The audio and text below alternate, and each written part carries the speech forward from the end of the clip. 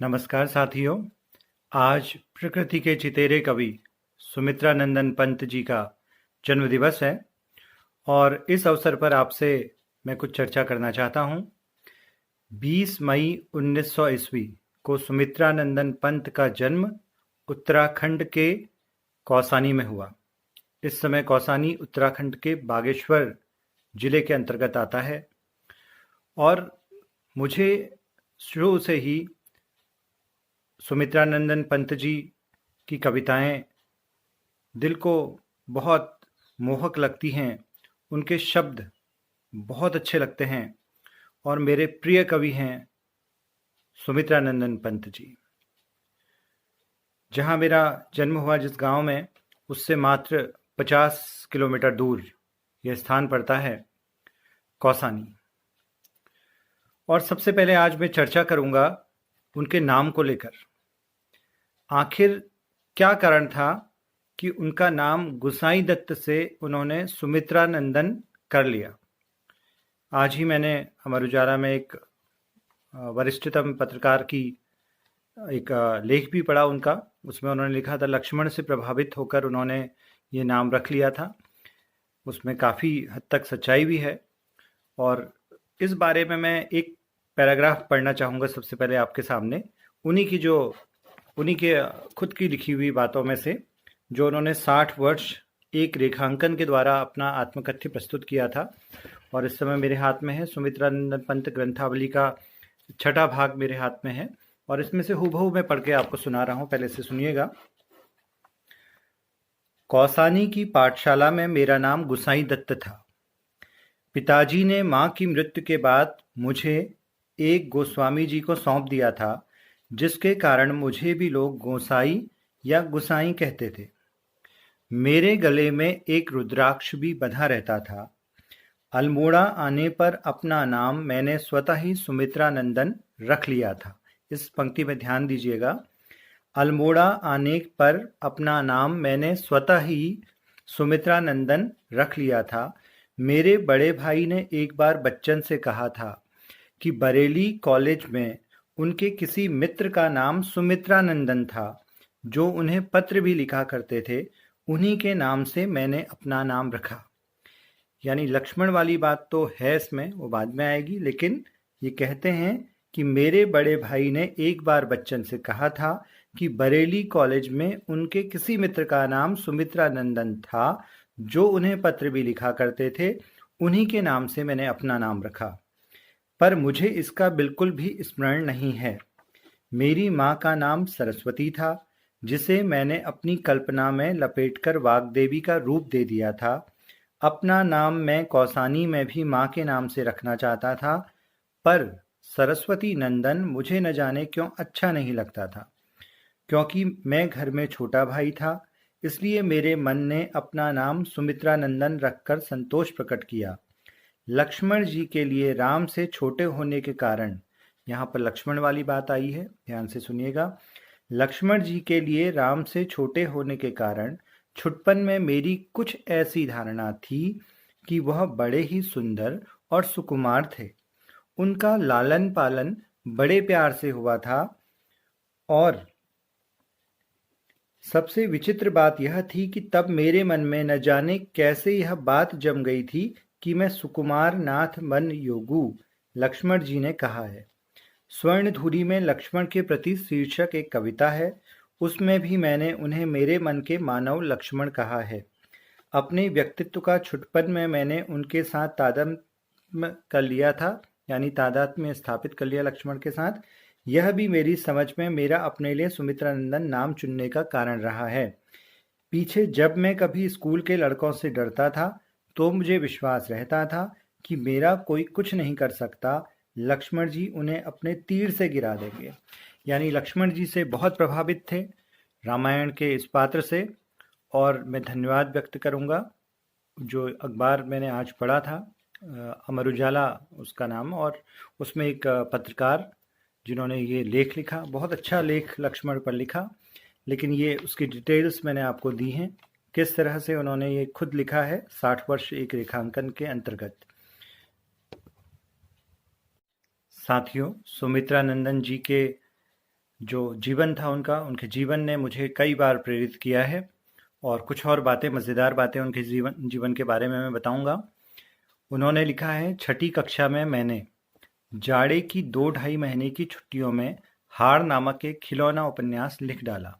छठी कक्षा, ध्यान दीजिएगा, जिसमें उस समय के मेरे साहित्यिक अध्ययन का प्रभाव स्पष्ट रूप से झलकता है।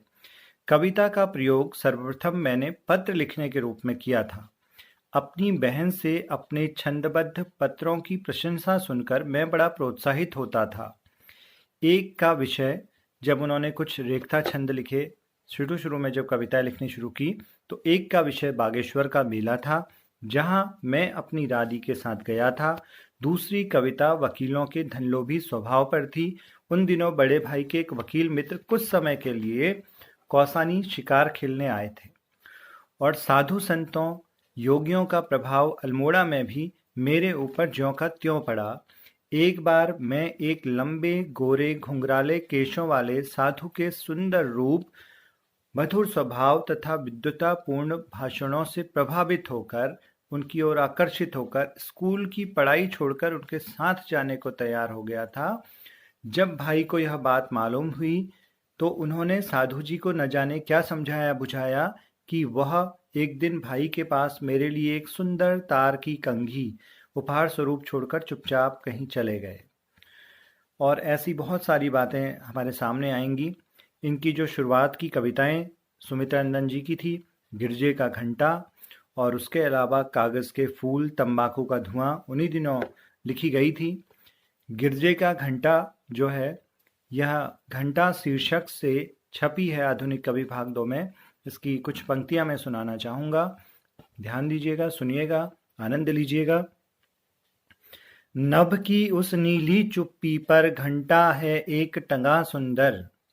नभ की उस नीली चुप्पी पर घंटा है एक टंगा सुंदर, जो घड़ी घड़ी मन के भीतर कुछ कहता रहता बज बज कर। भरते स्वर उर में मधुर रोर, भरते स्वर उर में मधुर रोर, जागो रे जागो काम चोर। डूबे प्रकाश में दिशा छोर, अब हुआ भोर, अब हुआ भोर। तो ये इनकी कविता थी, गिरजे का घंटा। मित्रों, इनके काव्य संग्रह पल्लव को छायावाद का घोषणा पत्र कहा जाता है और छायावादी कविताओं में इनका बहुत बड़ा हाथ है। अगर हम देखा जाए, उस समय के 4 प्रमुख स्तंभ माने जाते हैं: जयशंकर प्रसाद, सुमित्रा नंदन पंत, सूर्यकांत त्रिपाठी निराला और महादेवी वर्मा।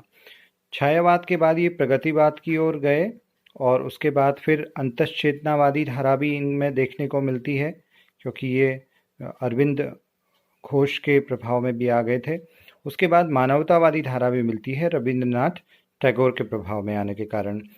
और लोकायतन भी देखने को मिलता है, जिसमें मुक्ति यज्ञ इनका है, जो कि महात्मा गांधी जी के जीवन के बारे में उसमें हमें जानने को पूरा मिलता है। दया द्रवित हुआ था स्वर्ग और दक्षिण अफ्रीका की भू पर, जहाँ प्रवासी भारतीय सहता गोरों के उत्पात निरंतर। तो ये सुमित्रानंदन पंत जो थे, ये एक वर्सेटाइल कैरेक्टर, इनको मैं कहूँगा। ये विभिन्न आयामों के धनी थे और बचपन में भी, जब ये 5th क्लास तक थे, इन्हें चलता फिरता शब्दकोश इनके टीचर कहा करते थे। चिदम्बरा के लिए पंत जी को ज्ञानपीठ पुरस्कार से सम्मानित किया गया था। और हाँ, एक बात और बताऊं, जो ये ऑल इंडिया रेडियो को आकाशवाणी नाम दिया गया है, ये पंत जी का ही दिया हुआ है। आकाशवाणी जो हम कहते हैं ना, हम आकाशवाणी नजीबाबाद से बोल रहे हैं, आकाशवाणी नाम पंडित पंत जी का दिया हुआ है। और इन्होंने 5 कहानियाँ भी लिखी हैं। इन 5 कहानियों के नाम आपको बता दूं: पानवाला, उस बार, दंपत्ति, बन्नू और अवगुंठन। यानी सुमित्रानंदन पंत जी ने अपने जीवन में 5 कहानियाँ भी लिखी, क्योंकि कवि के रूप में तो सभी लोगों ने जानते हैं, लेकिन 5 कहानियाँ भी लिखी। और उसके अलावा हार उपन्यास भी उनका बाद में छपा था। उन्होंने कई सारे निबंध भी लिखे हैं, यानी गद्य में भी उनका अच्छा खासा दखल रहा है। अब मैं आपको एक ऐसी कविता सुनाऊंगा जो एकमात्र कविता मानी जाती है उनकी, कुमाऊनी, उनकी मातृभाषा में लिखी हुई। और उस कविता को सुनिएगा। इसका नाम है बुरांश। एक बुरांश का फूल होता है, जो कि यहाँ का राजकीय पुष्प भी माना गया, तो उसकी मैं बात कर रहा हूँ। और बुरांश एक तरह से जंगलों में बहुत ज़्यादा यहाँ पे आपको मिल जाएगा देखने के लिए। इसको तरजीह दी जाती है बुरांश को यहाँ, क्योंकि हृदय रोगों में भी इसका जूस काम में आता है। बुरुंश। सारे जंगल में त्विजा केनहा रे केनहा, सारे जंगल में त्विजा केनहा रे केनहा, फुलन छह के बुरुंश जंगल जस जली जा, फुलन छह के बुरुंश जंगल जस जली जा, सल्ल छ द्यार छ पई अयार छ, सल्ल छ द्यार छ पई अयार छ, सबनाक फांगन में पुंगनक भार छ, पै त्वी में दिले की आग, पै त्वी में दिले की आग, त्वी में छ ज्वानिक फाग, रगन में नई लोए छ प्यारा खुमार छ, सारी दुनी में मेरी सूज लै क्वै नहा, मेरी सूकें रेत्योर फुल जय अति भा, काफल कुस्म्यारु छ आरु छ आखोड़ छ, काफल कुस्म्यारु छ आरु छ आखोड़ छ, हिसालू किल मोड़ता पिहल सुनुक तोड़ छ, पैत्वी में जौवन छ, पैत्वी में जौवन छ मस्ती छ पागलपन छ, फुली बुरुंश त्योर जंगल में को जोड़ छ, सार जंगल में तुझा केन्हा रे केन्हा, मेरी सूकें रे त्योर फुलनक में सुहा। ये थी इनकी बुरुंश कविता सुमित्रानंद पंत जी की।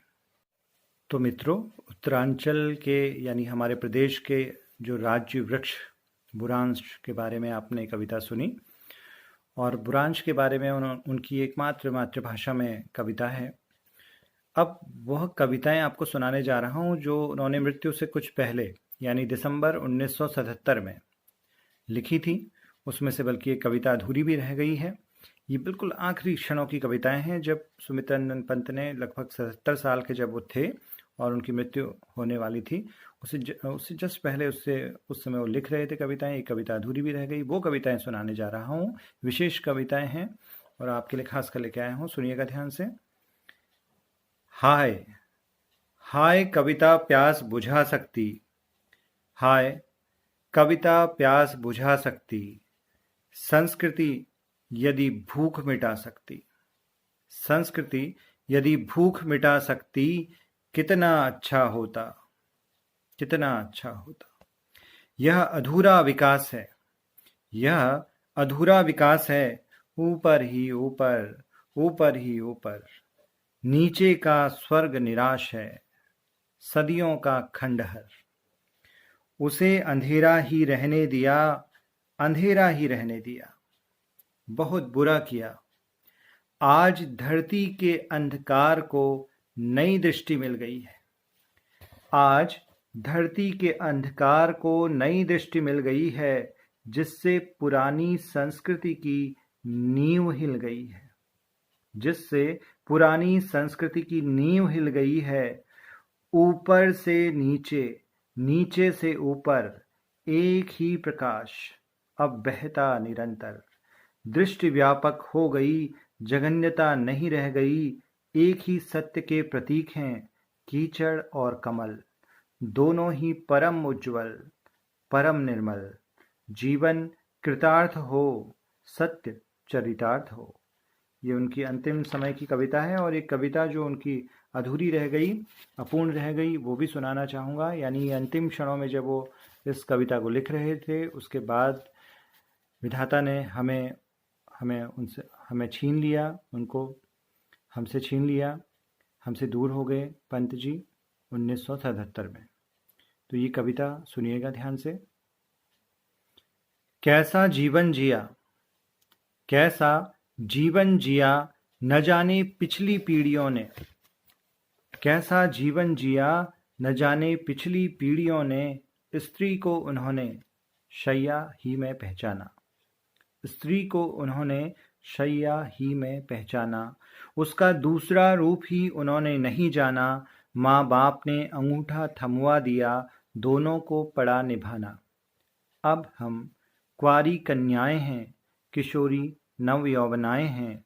न हंसो, न बोलो, न अपना मन खोलो, सभी को शंका है, भय है, यौवन निर्दय है। ये कविता यहीं पर अपूर्ण रह गई थी, जो कविता मैंने सुनाई। और इस तरह से 20 मई आज है, और 20 मई 1900 को इनका जन्म हुआ था, फिर से मैं बता दूं, और आज हम इनका जन्म दिवस मना रहे हैं। सारे साहित्यकारों को ये तिथि याद रहती है।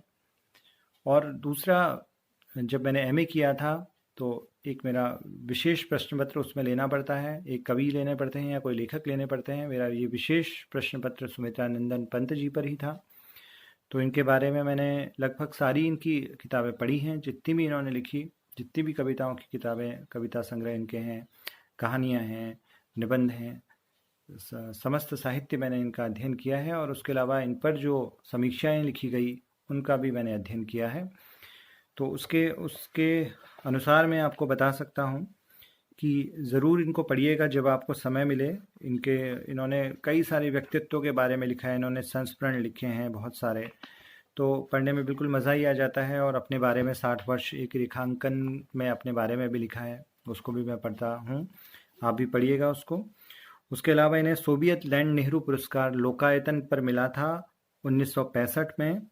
चिदम्बरा पर मैंने आपको बताया कि भारतीय ज्ञानपीठ मिला था 1969 में, 1969। और रूपाभ का इन्होंने संपादन किया था एक पत्रिका का 1938 में। उसके अलावा इन्हें बहुत सारे पुरस्कार मिले हैं, क्या क्या बताऊं, एक और इम्पोर्टेंट बता देता हूं। 1960 में कला और बूढ़ा चाँद पर साहित्य अकादमी पुरस्कार इन्हें मिला था। 1960 में कला और बूढ़ा चाँद पर साहित्य अकादमी पुरस्कार मिला था। 1961 में इन्हें पद्म भूषण की उपाधि दी गई। और बहुत सारे पुरस्कार इनके पास हैं। बस इनके साथ एक ही दुखद बात रही, शुरुआत में ही जो रही, कि जन्म के 6 घंटे के अंदर ही इनकी माँ की मृत्यु हो गई थी। और उसके बाद ये अपने पिताजी श्री गंगादत्त पंत जी और साथ में अपने बड़े भाई के साथ पले बड़े। और इन्होंने बहुत सारे नए मुकाम हिंदी साहित्य जगत में हासिल किए। प्रकृति का सुकुमार कवि इन्हें कहा जाता है। अगर कई बार पूछा भी जाता है प्रकृति का सुकुमार कवि किसे कहते हैं, तो सुमित्रानंदन पंत जी को कहते हैं। और इन्होंने आजीवन विवाह नहीं किया। तो ये थी जानकारी सुमित्रानंदन पंत जी के बारे में। वैसे आप जानकारी और स्थानों से भी हासिल करते रहते हैं, लेकिन मुझे लगा कि आज इनके जन्मदिन पर थोड़ी बहुत चर्चा इनके बारे में करनी चाहिए। आशा करता हूँ आपको ये चर्चा पसंद आई होगी। आज के लिए बस इतना ही। आपका दिन शुभ हो। नमस्कार।